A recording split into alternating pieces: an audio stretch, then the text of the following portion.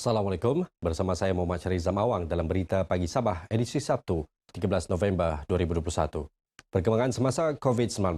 Sabah merekodkan 611 kes baharu positif COVID-19 semalam, iaitu meningkat 32 kes berbanding 579 kes kemarin. Sungguhpun berlakunya peningkatan kes, namun jumlah daerah yang mencatatkan penurunan adalah lebih banyak berbanding daerah yang mencatat peningkatan kes baharu. Menteri Kerajaan Tempatan dan Perumahan Datuk Seri Panglima Masidi Manjun dalam kenyataan berkata jumlah kes sporadik atau daripada saringan bergejala kekal tinggi iaitu 39.8% atau 243 daripada jumlah kes harian. Kes ini seringkali dikaitkan dengan kegagalan individu mematuhi prosedur operasi standard SOP ditetapkan.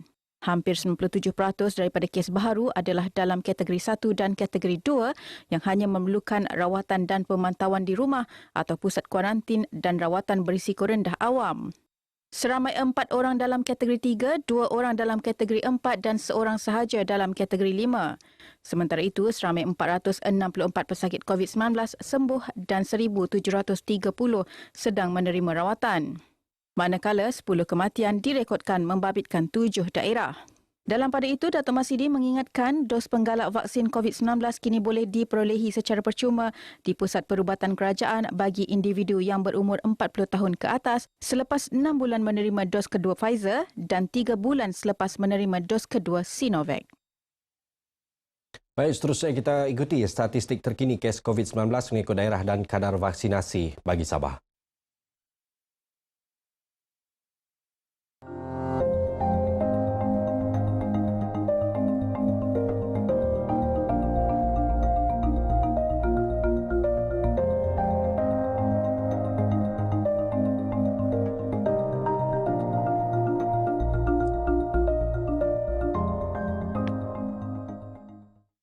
Tindakan tegas akan dikenakan kepada pemilik haiwan ternakan yang membiarkan haiwan ternakan mereka berkeliaran di kawasan pekan dan jalan raya utama. Masalah ternakan berkeliaran bukan sahaja menjejaskan kebersihan persekitaran serta kerosakan harta benda, malah boleh menyebabkan berlakunya kemalangan. Pembantu Menteri Kerajaan Tempatan dan Perumahan Datuk Isnin Aliasnih berkata, Majlis Daerah bakal mengenakan kompaun yang berat kepada pemilik yang gagal mematuhi peraturan tersebut. Dan sudah sampai masanya Majlis Daerah mengenakan tindakan yang berat. Antaranya mungkin mengkompaun. Pertama, keduanya untuk menangkap ternakan tersebut. Sesiapa yang tidak menuntut ternakan tersebut, kita akan lelong. Beliau berkata demikian kepada RTM selepas simbolik penyampaian kunci kedai kepada peniaga industri kecil sederhana IKS di Tambunan. Sementara itu, Pegawai Daerah Tambunan, Jumain Abdul Ghani berkata, Majlis Daerah Tambunan akan memulakan proses penangkapan ternakan secara berfasa bermula Disember depan. Saya mengharapkan supaya masyarakat di luar sana menyokong usaha ini kerana akhirnya tujuan kita untuk mendidik penternak yang ada ini, di samping kita menjaga prasarana di daerah Tambunan ini terjaga dan juga nyawa manusia.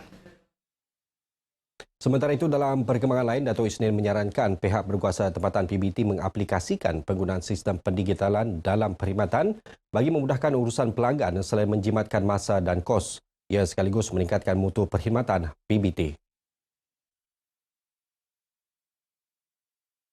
Kita selalunya pakai manual, bayar di kaunter, tapi kita akan datang ke sistem digital. Dalam masa berapa saat orang sudah boleh bayar. So, jadi ini akan menambahkan lagi satu kecekapan pentadbiran daripada Majlis Daerah. Keduanya menambahkan lagi cara pemungutan hasil daripada pengguna.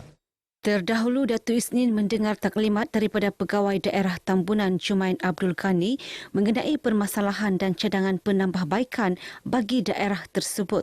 Sehubungan itu, Datuk Isnin mencadangkan Majlis Daerah Tambunan mengkaji penanaman buluh di kawasan tanah majlis tersebut yang dilihat berpotensi sebagai sumber pendapatan pada masa akan datang. Dalam pada itu, beliau juga memaklumkan lebih RM1 juta diperuntukkan kepada Majlis Daerah Tambunan bagi menyelenggara sistem pembentungan, membina atap berbumbung serta beberapa pembangunan lain. Seorang daripada 7 tahanan yang melarikan diri dari depoh tahanan imigresen DTI Papar pada Rabu lalu berjaya ditahan petang semalam. Suspek Tuliang Madalani, 35 tahun, ditangkap di pantai Kampung Gusi, Kinarut Papar pada 3.15 petang. Ketika dihubungi RTM di Papar, Ketua Polis Daerah Papar, DSP Bartolomeo Umpit yang mengesahkan tangkapan itu berkata, penahanan itu menjadikan 10 individu ditangkap semula manakala 4 lagi masih bebas. 4 suspek tersebut ialah Nazrin Usman, 24 tahun, Herman Bilau, 35 tahun, Husin Japar, 43 tahun dan Pertama Lapanji, 40 tahun. Usaha memburu kesemua suspek giat dilakukan, termasuk memburu 2 suspek yang dikesan melarikan diri dengan berenang ke laut. Orang ramai yang mempunyai maklumat berkaitan boleh menghubungi Ibu Pejabat Polis Daerah Papar. Pada Rabu lalu, 14 tahanan DTI warga Filipina berumur antara 23 hingga 43 tahun melarikan diri pada 3.30 pagi dengan mengumpil bumbung tandas dan memotong pagar pusat tahanan. Bajet Negeri 2022 yang akan diumum di Dewan Undangan Negeri Dun Sabah Disember depan dapat memberi perhatian dalam sektor pertanian. Adun Nabawan Datuk Gani Mohamad Yassin berkata, peruntukan kewangan dalam sektor itu penting bagi membantu meningkatkan semula sosioekonomi penduduk kawasan luar bandar yang terkesan pandemik COVID-19, khususnya dalam kawasan Dun Nabawan. Kita membangunkan tanah-tanah pertanian yang ada di daerah ini dan melalui agensi yang berkaitan dengan pembangunan tanah inilah untuk membangun pertanian, dan kita nampak potensi pertanian di daerah ini amat tinggi. Datuk Gani yang juga pengerusi Lembaga Kemajuan Tanah Negeri Sabah ditemui pemberita selepas merasmikan sambutan Maulidur Rasul peringkat daerah Nabawan 1443 Hijrah 2021 Masihi di Masjid Al-Hidayah Nabawan. Selain itu, Datuk Gani juga berharap Bajet Negeri 2022 turut memberi perhatian keperluan pembangunan asas luar bandar seperti menaik taraf jalan raya, bekalan air bersih dan elektrik, serta kemudahan menara telekomunikasi di samping peluang keusahawanan para belia. Sempena majlis ini turut disampaikan sumbangan bantuan bakul makanan kepada masjid dan surau di daerah berkenaan. Pelbagai kelonggaran prosedur operasi standard SOP dalam fasa 4 Pelan Pemulihan Negara PPN di Sabah disambut baik rakyat negeri ini. Ia termasuk kebenaran memanjangkan waktu operasi di premis perniagaan yang disifatkan sebagai langkah wajar untuk membantu para peniaga menjana semula pendapatan yang terjejas akibat pandemik COVID-19. Ketika ditemui RTM, kebanyakan peniaga bersyukur dapat beroperasi seperti sedia kala dengan peningkatan pelanggan namun tidak melupakan SOP ditetapkan. Lebih untung lah sebab boleh buka lama sudah kan. Dia bukan macam dulu. Kalau dulu dia boleh buka sampai jam 8 begitu, ada limit lah kira begitu. Kalau sekarang boleh buka sampai jam 10 malam.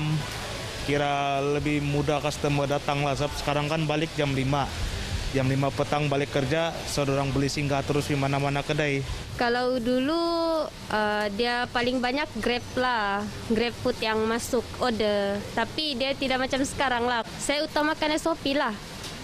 Kalau sebelum customer ambil order, scan dulu, cek suhu dulu. Jadi kadang ada customer dia lupa kan, dia terus order, scan dulu kak begitu. Jadi dong pun okay lah, ramai yang faham lah, sebab SOP itu penting kan. Sementara itu, bagi pengguna, kelonggaran SOP itu memberi kelegaan kerana mudah mendapatkan barangan keperluan dan makanan tanpa perlu mengejar masa. Kena bagi peluang untuk panjangkan tempo perniagaan ni, kira beruntunglah bagi mereka jugalah. Kepada pengguna pun kira beruntunglah sebab kadang-kadang saya pun yang kurang masak di rumah, ada juga yang order makanan kan, jadi okeylah, kira okeylah.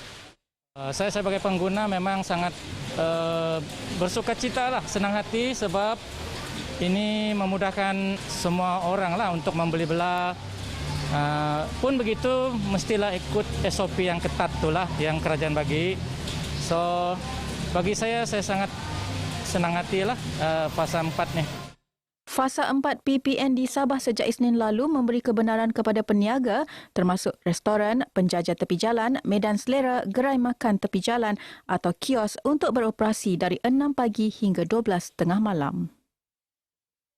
Langkah kerajaan menurunkan harga kit ujian kendiri COVID-19 serendah RM6.90 di pasaran susulan perluasan penjualan kit ujian kendiri itu secara berperingkat termasuk di pasaraya, rangkaian kedai serba aneka dan stesen minyak disambut baik masyarakat Sabah.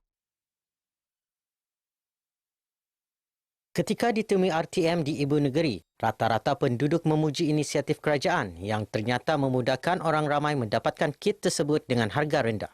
Kalau RM6 lebih bagus sudah tuh. Lagipun kalau murah sudah begitu punya harga, ramai yang boleh buat tuh swab test.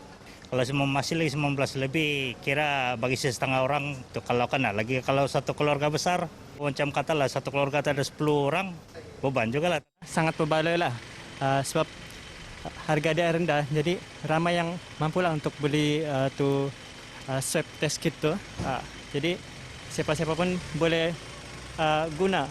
Tidak perlu lagi pergi klinik. Sebelum ni kita mau swab test dalam RM60. Kadang-kadang ada yang cecah 100 ke atas. Kira berbaloi lah harga dia pun kalau kita ada family ramai. Jadi kalau sudah kerajaan kasih macam harga dia kira murah lah. Kalau harga dulu memang payah lah untuk kita mau bikin swab test.